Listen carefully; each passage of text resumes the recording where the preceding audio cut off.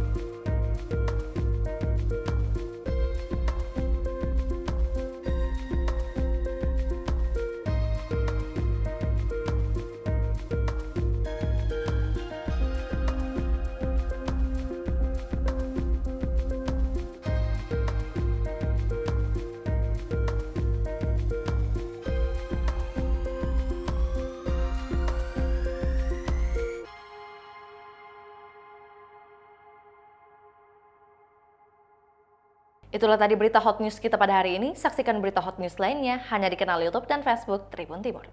Terima kasih sudah nonton. Jangan lupa like, subscribe, dan share ya.